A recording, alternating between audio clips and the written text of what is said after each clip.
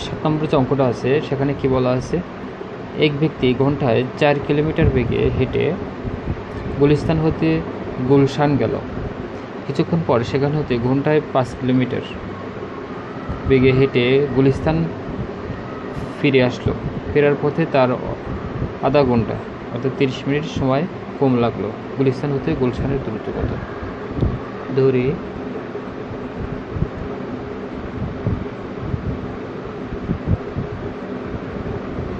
গুলিস্তান হতে গুলশানের দূরত্ব x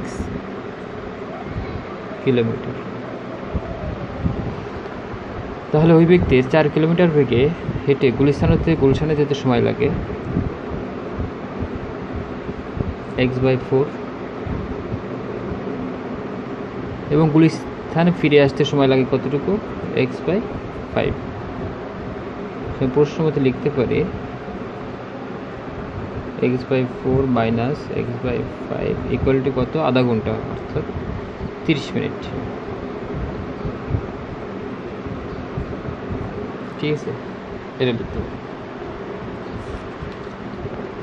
বা দশক কত? 4×5 = 20।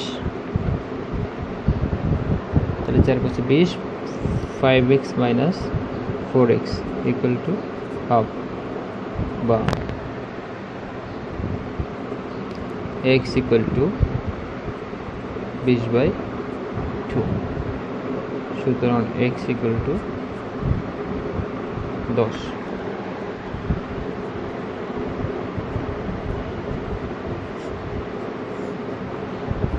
তো অ্যান্সার কত হবে?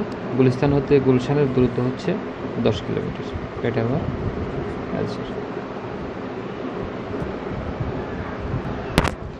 8 নম্বর যে ম্যাথটা আছে সেখানে কি বলা আছে, ত্রিভুজাকৃতির একটি পার্কের 3 বাহুর দৈর্ঘ্য যথাক্রমে 18, 24 এবং 30 মিটার হলে প্রতি বর্গমিটারে 12.5 টাকা হিসেবে ওই পার্কে ঘাস ছাড়তে কত খরচ পড়বে? সাপোজ ধরি এটা ত্রিভুজাকৃতি আঁকা। সবসময় বড় বাহু কোনটা হয়? অতিভুজ হয়। তাহলে 30 হবে এটা। তাহলে তারপরে লম্ব হচ্ছে এটা ধরি, আর এটা হচ্ছে তার এটা হচ্ছে ভূমি আর এটা তার লম্ব। তাহলে ত্রিভুজের ক্ষেত্রফল সমান কি হচ্ছে? হাফ গুণন ভূমি গুণন উচ্চতা।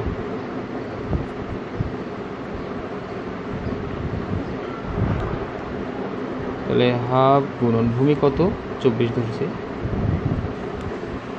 আচ্ছা, ত্রিভুজের ক্ষেত্রফল কিন্তু এটা ক্ষেত্র সময় তো তারপরে কত আছে? 18। এটা 24 ছিল, এটা 18। তাহলে কাটাকাটি করলে কত হয়? 9 দুগুণে 18। তাহলে 4 নং 36-এর 6, 9 দুগুণে 18, 19, 20, 21, 216 বর্গ মিটার। তাহলে 1 বর্গ মিটারের খরচে কত?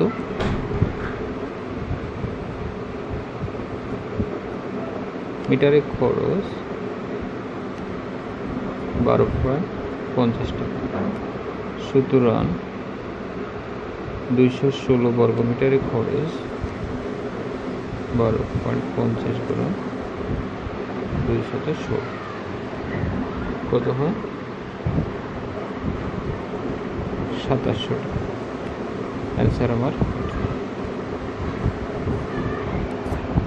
2700 টাকা খরচ হবে।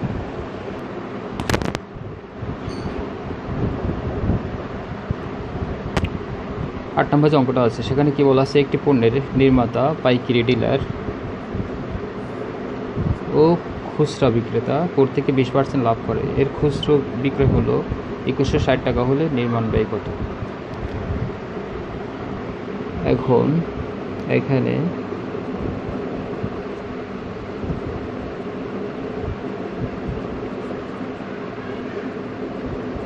বিক্রেতার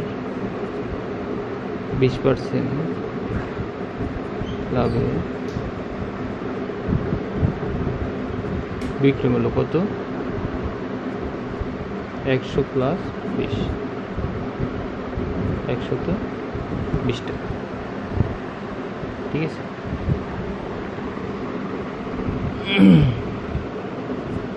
খুচরা বিক্রেতায় বিক্রয় মূল্য 120 টাকা হলে ক্রয় মূল্য কত?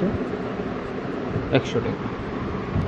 সুতরাং খুচরা বিক্রেতার এটার বিক্রয় মূল্য 1 টাকা হলে ক্রয় মূল্য 100/120। সুতরাং খুচরা বিক্রেতার, এই যে এখানে দেওয়া আছে, খুচরা বিক্রেতার বিক্রয় মূল্য 2160 টাকা। 2160 টাকা হলে ক্রয় মূল্য কত হবে?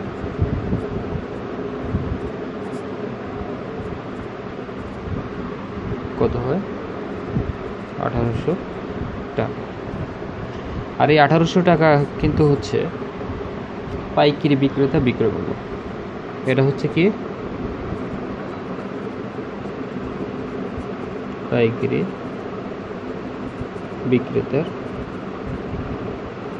বিক্রয় মূল্য কত? 1800 টাকা। এটা এখন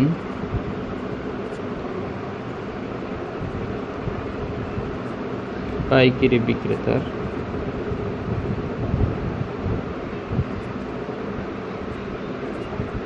%20 লাভে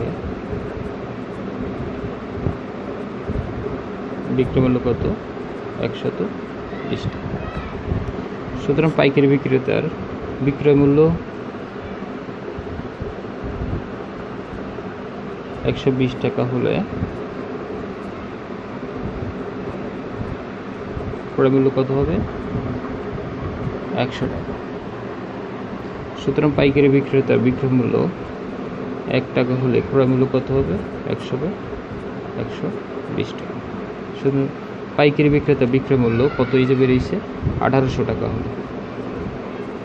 1800 টাকা হলে ক্রয় মূল্য কত হবে?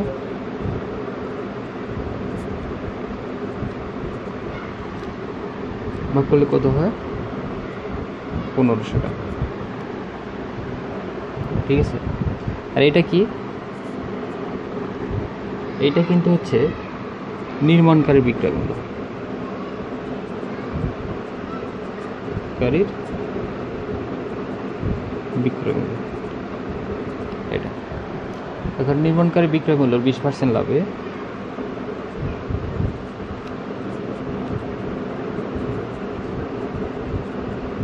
গাড়ির বিক্রয় মূল্য 20% লাভে কত হবে? 120 টাকা। সুতরাং নির্মাণকারী বিক্রয় মূল্য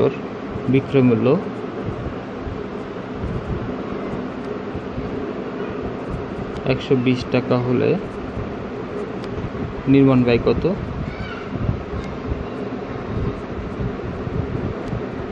কিন্তু 100 টাকা। সুতরাং নির্মাণকারী বিক্রয় মূল্য 1 টাকা হলে নির্মাণ ব্যয় 100/120 টাকা।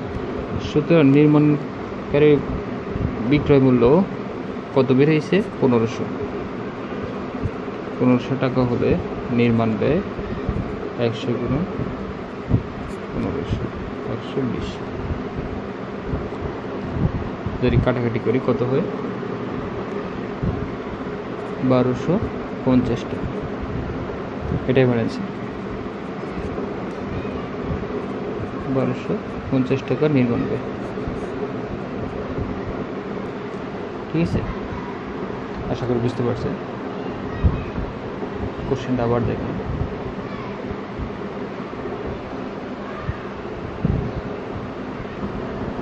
10 নম্বর যে অঙ্কটা আছে সেখানে বলা আছে x4 + 2x3 + 3x² + 4x + 5কে x + 3 দ্বারা ভাগ করলে ভাগশেষ কত থাকবে? ধরি function of x = x4 + 2x3 plus 3x square plus 4x plus 5। সুতরাং এখানে কত দ্বারা ভাগ করে x প্লাস 3, তাহলে x প্লাস 3 ইকুয়াল টু 0 ধরি। সুতরাং x সমান -3, ঠিক আছে। তাহলে x সমান যদি -3 হয় তাহলে ফাংশন অফ -3 ইকুয়াল টু কত বসে, তো -3 4 প্লাস 2 গুণন -3 কিউব প্লাস 3 গুণন -3 স্কোয়ার প্লাস 4 গুণন -3 প্লাস 5। তাহলে এখানে কত হয়, এখানে হচ্ছে 81 মাইনাস 54 প্লাস 27 মাইনাস 12 প্লাস 5 যোগ কত হয় 47। তাহলে অ্যান্সার আমার কিন্তু এটাই 47। ভাগশেষ কত থাকবে 47।